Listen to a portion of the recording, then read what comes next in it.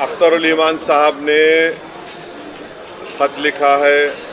फिर अख्तरुल ईमान साहब ने यहाँ के लीडर ऑफ अपोजिशन को लेटर लिखा है।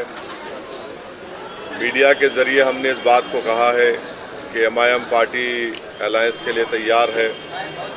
और फिर अख्तरुल ईमान साहब ने अपने आखिरी ख़त में ये भी कहा है कि हमको अब 6 सीट दे दीजिए।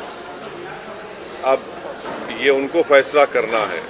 ये नहीं करेंगे तो बिहार की जनता ये देख लेगी कि कौन बीजेपी को कामयाब कराना चाहता है या कौन बीजेपी को रोकना चाहता है। तो अब ये फैसला बिहार की आवाम पर है। हम तो अपनी जिम्मेदारी को निभा चुके हैं। कल कोई या हमसे ना कहे कि आपने बातचीत नहीं की, आपने फुला नहीं किया। तो हमने तो अपनी तरफ से पूरी कोशिश की और जनता के सामने, आवाम के सामने हमने इस बात को रख दिया। सर, बिहार में कितनी सीटों पर पार्टी चुनाव लड़ेगी? जब लिस्ट जारी होगी तो आपको पता चल जाएगा। सर, इसके लिए सर एक आई लव मोहम्मद कहने पर जो है पूरा बवाल है, उस पर क्या कहेंगे सर? देखिए, ये शुरू हुआ था कानपुर में। वहाँ के शायद ADGP एडिशनल DGP ने कहा कि कोई नया पोस्टर नहीं लगा सकते। तो उसके बाद हमने सोशल मीडिया पर कहा कि हम इस बात को मानते हैं कि मोहम्मद सल्लल्लाहु अलैहि वसल्लम से हम मोहब्बत करते हैं।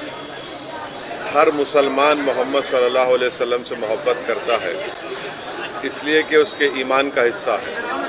अगर हम मुसलमान हैं और अगर हम अल्लाह को जानते हैं तो वो मोहम्मद सल्लल्लाहु अलैहि वसल्लम ने हमको सिखाया है कि अल्लाह है जो ज़मीन व आसमान का खालिक है, तुम इसकी इबादत करो, किसी और की मत करो। हमको उन्होंने बताया है कि तुम्हारा ईमान उस वक्त तक मुकम्मल नहीं हो सकता जब तक कि तुम मोहम्मद सल्लल्लाहु अलैहि वसल्लम को अपनी दुनिया की हर चीज़ ज़्यादा नहीं चाहोगे। ये तुम्हारे ईमान का हिस्सा है। और आर्टिकल 25 में फ्रीडम ऑफ रिलीजन है। तो संविधान में फंडामेंटल राइट है, इसको आप कैसा छीन सकेंगे किसी से? और ये क्या बात है कि नया पोस्टर कैसा लगाए जो यूपी में क्या गलत है एकदम।